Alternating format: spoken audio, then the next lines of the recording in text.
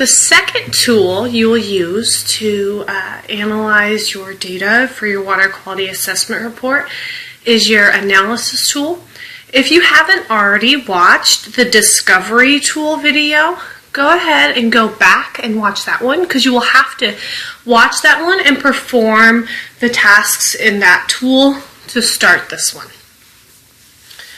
The first thing you'll want to do is to make sure that you've closed your browser from the data discovery tool.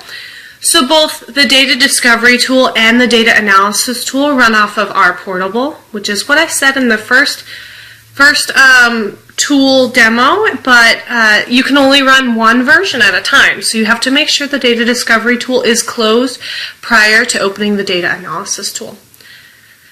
Once you've done that, similar to the data discovery tool, you just go ahead and click on the data analysis tool. The purpose of this tool is to help you assess your data quickly against your numeric criteria. The really great benefit of this tool is once you've established thresholds or standards or criteria that you need to assess the data against, and assessment units and the stations associated with those assessment units, those files can continue to be reused time after time, year after year. So the only new thing that would have to be entered is the data, unless you've made changes. So the first thing the tool asks for is the data. It's looking for a TSV file. This is the file that we downloaded from the tool under the filtered data. So the first thing you want to do is go ahead and browse to that. As I mentioned to you previously, that may be sitting in your downloads. If it is, use the tool or the Windows Explorer to navigate to your downloads. Mine's not sitting in my downloads. Remember, I saved as. And so mine is my final filtered data. So I'm going to go ahead and open that. So if you scroll down, once this data set's been loaded, you'll see the same statistics that you saw in the data discovery tool that I have in one organization, which we know that's true based on the query. I only have 7 parameters, whereas previously I had 8 because I got rid of barometric pressure. Oop, pardon me, let me scroll down. But you can see all that data generated here correctly. So you want to make sure every time you load a file that the file is showing what's in the file below.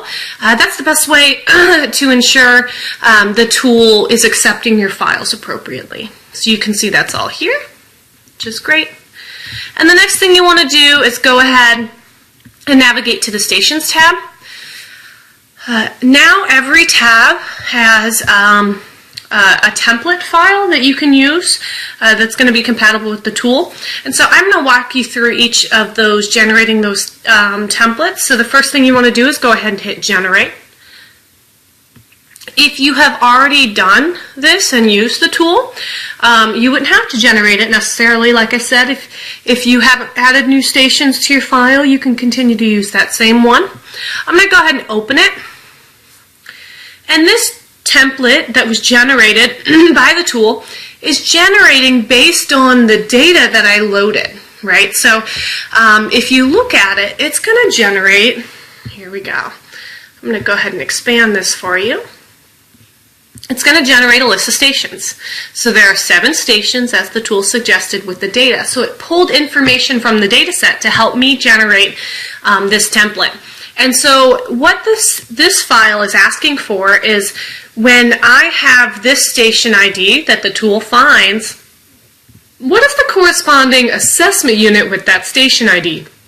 I know that Pueblo of Tesuque is using this last section as their assessment unit ID. So they are using monitoring locations as their assessment units. And so I am going to just copy the data in this column, Control C, and then hit Control V, paste. And I'm just going to get rid of the beginning part of this ID because I know that's my assessment unit ID. So I'm just going to go ahead and continue to do that so that they all match my format in Attains.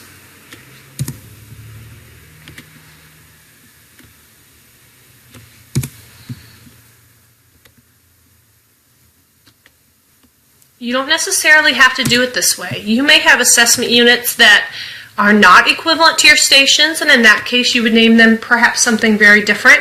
You may have multiple multiple stations associated with one assessment unit. So maybe you sample 2 sites along one stretch of water.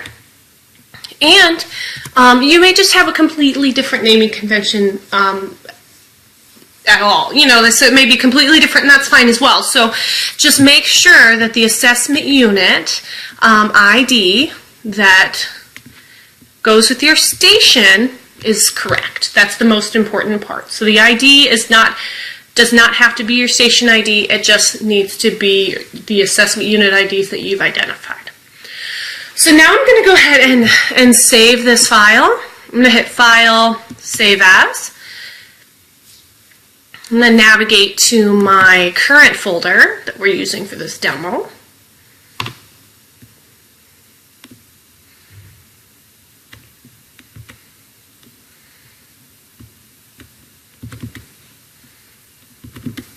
And it's called Stations. I've used this, so I'm going to say Stations Final, because I was using Final previously. But you can name them whatever you want, because as long as your locations and your assessment units never change, you can continue to reuse that file. I'm going to hit Save. Alright, I'm going to exit out of that. I'm going to keep, yes, I do want to keep using that format. That's a CSV format. I'm going to hit Exit, and I'm going to hit Don't Save, since I already saved as. So now that I've edited that template, I can go ahead and browse for it here, similar to what I did for the data, and I called it Stations Final, so I'm going to go ahead and open it. And like I said, remember to always check the file to make sure it generated correctly. So previously assessment unit was empty, so you want to make sure that's populated. And it looks just like the other one, which is fantastic. So now I want to move on to the Assessment Units tab. Once again, I'm going to use the Generate. It is best practice, well, you're going to have to do it this way, is you want to move from each tab, fill out the template, such as we did with stations, and then load it to then go to the assessment units, because each of these subsequent tabs rely on information from the previous one. So as you know, assessment units is the label of this tab. Well, I hadn't introduced assessment units until the stations file, right? So the stations file needs to be loaded before we can start working with the assessment units template generator. Otherwise, the file generator will not work. So once again, I'm going to go ahead and open that.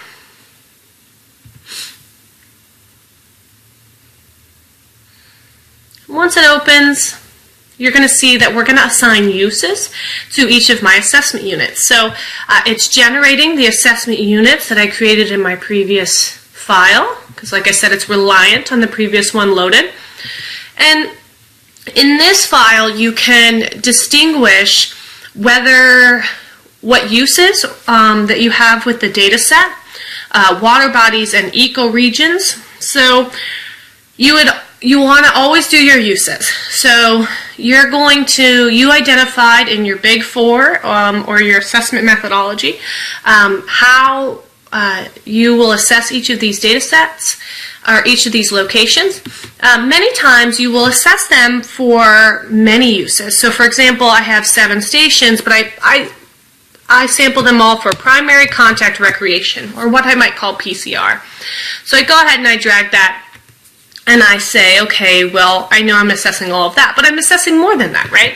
So if you want to do multiple uses, just go ahead and copy those assessment units again, Control-C, and then paste them, Control-V, and use your other use. So I can say, okay, now I also want to do aquatic life use warm water. Okay, so let's say that's my second use. And I copy that down again. And so on and so forth. So as many uses you have, and for the corresponding assessment units, you can go ahead and continue to copy that.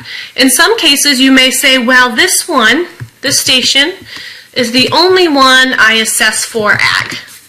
And so you can put that down too. So you may only assess a location for one use, and then the other ones you don't assess for that same use, which is fine as well. Same thing would apply with warm water and cold water. Water body. This is if you're going to have water body specific criteria.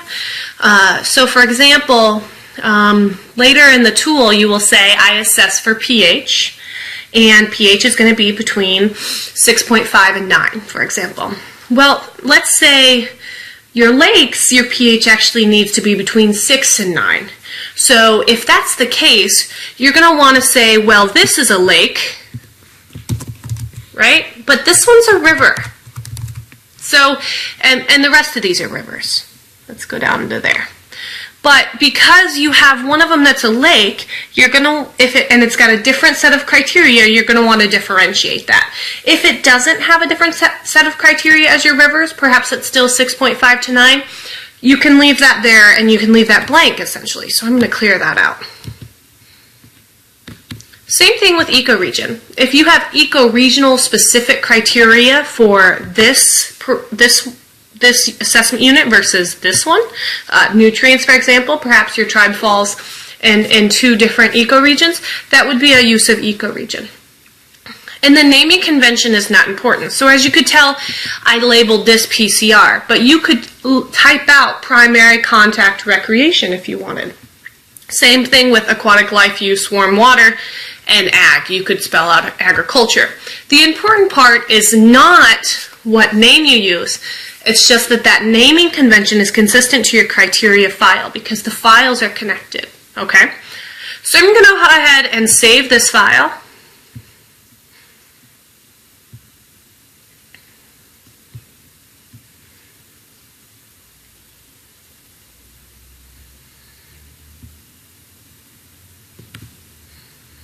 Go navigate to my working folder again. And I'm going to call it assessment units. Oop. Well, I just labeled it assessment units, which is fine, but I was meant to do it final. But that's okay. So I'm going to hit exit and not save. Once again, I'm going to go ahead and browse to that file. So I know it's the one from today. There we go. And below, the file will generate.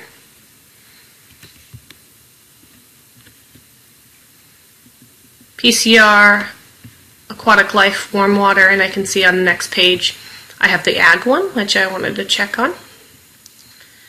So now I know that that generated correctly. So now I want to go over to my criteria file, and I want to generate that file as well. So this one's really nice in that it's going to give me every combination of parameter and units that I have in my data set. So previously I had 7 parameters in my data set. You'd want to also make sure that those 7 still exist here. You might find, I'm going to go ahead and expand this again, you might find that you have a duplicate parameter. So for example, you can see that turbidity is captured in both an NTU and PSI in this file. So it's got a different combination of units.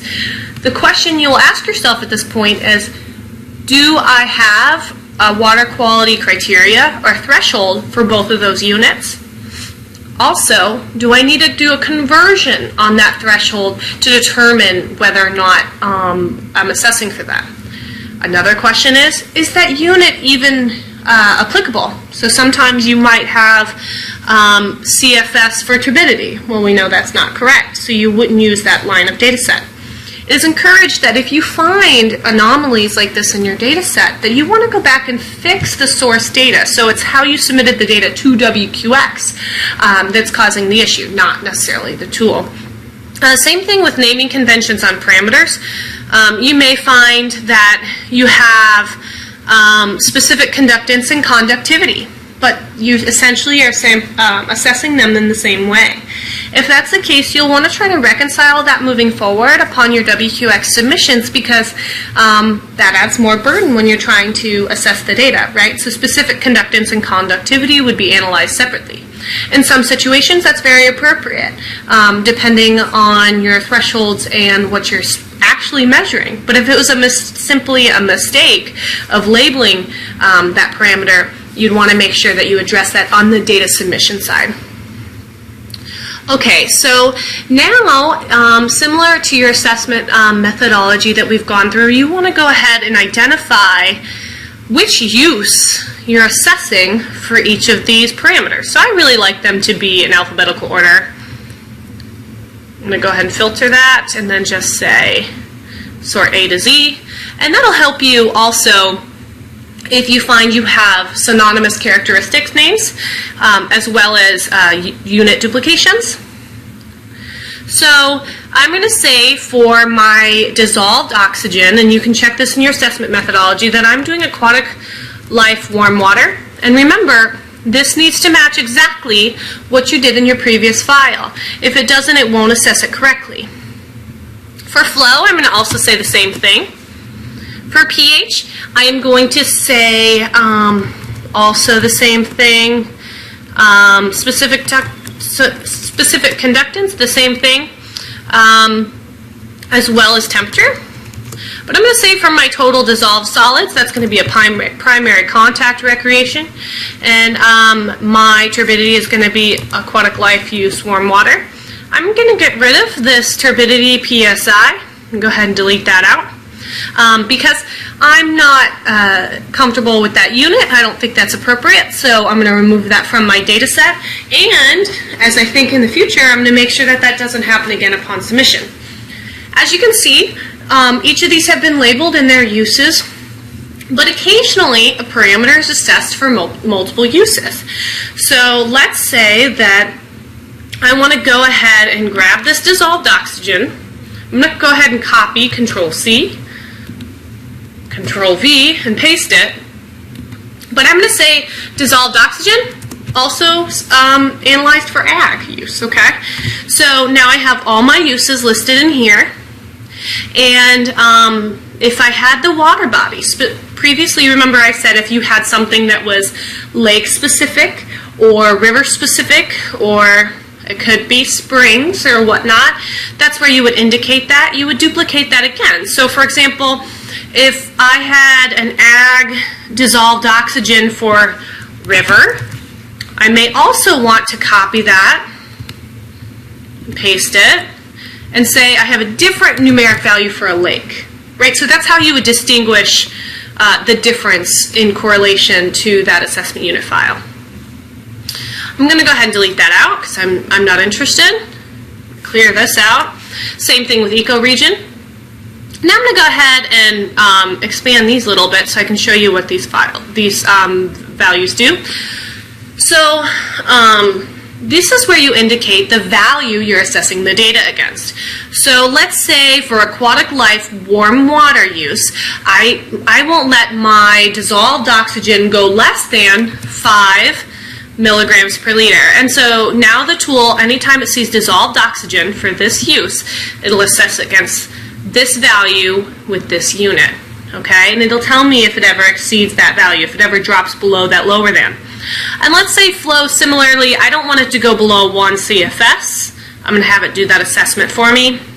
Sometimes you have both a lower and an upper criteria, so I'm going to say that I have a 6.5 lower than and a 9, so it needs to fall within that range. That's what less than and greater than means.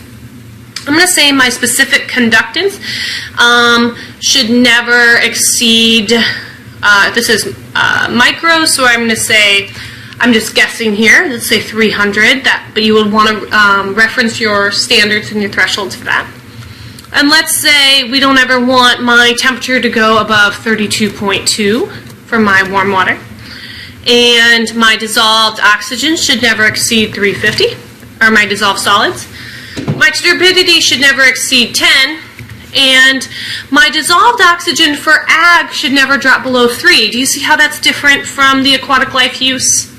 Right? So those are two different uses, which is why the values may be different. I'm going to go ahead and save this out, but you continue to build this file as appropriate for your uses, okay? But like I said, if you don't add more parameters, or you continue to use the correct units in WQX and use the same uses, you shouldn't have to regenerate this file again, okay? So let's say File, Save As. I'm going to navigate to my working folder again.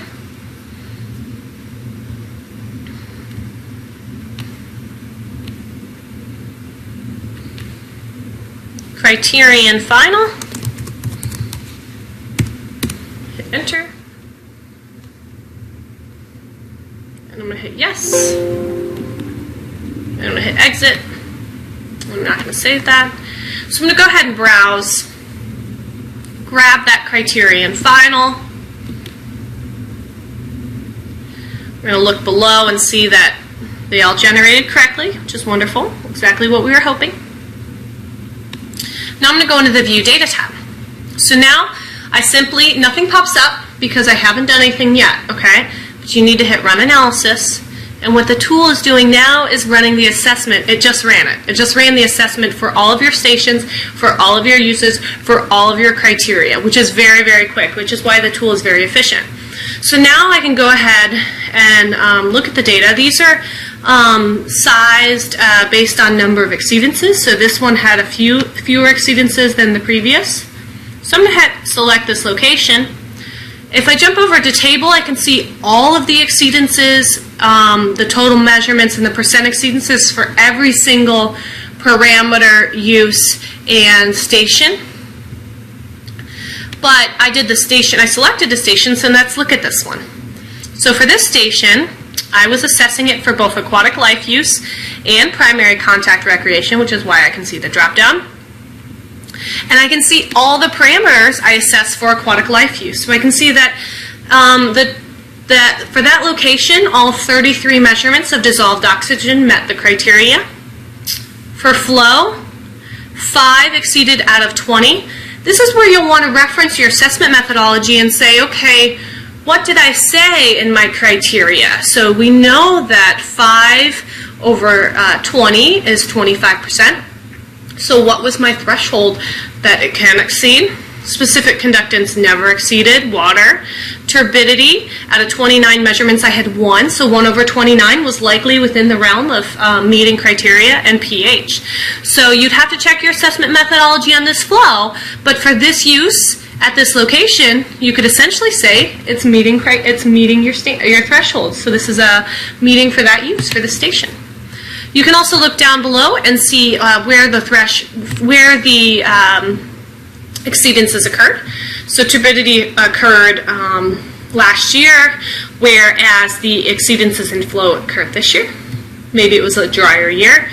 And you can see the dissolved oxygen displayed through time as well, and any other parameter assessed here. Please disregard the year. This is still a little off, but it's the one chart that's just not generating correctly, so please forgive us for that. You can jump over to the assessment unit summary as well. And this is really if you had multiple stations for one assessment unit. So if you're using your monitoring locations for your assessment units, don't worry about this. It's going to be the exact same thing as your station summary. But if you are having multiple locations on one assessment unit, you'll want to use this one as well, because it'll show you based on the overall unit. Do you see that? And you can select them all.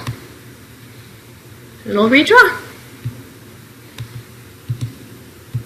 Okay, so you're now seeing the entire analysis, and then this is where you could get into attains. You could say, well, for this location, for my location here, I can now start entering into attains dissolved oxygen, aquatic life use, and then I can determine whether or not I think it's meeting my criteria. And since there were 0 exceedances out of 33 measurements, I think for dissolved oxygen for this use, I could say it's meeting criteria there in the system. And that's all we have for the assessment units. If you have any specific questions, or the analysis tool, if you have any specific questions about assessment methodologies, I urge you to contact your regional project officer. They can definitely help you answer that question. And if you need any help with the tool, go ahead and shoot me an email at shumway, SHUMWAY, Laura, LAURA, @epa.gov. Happy assessing. Bye.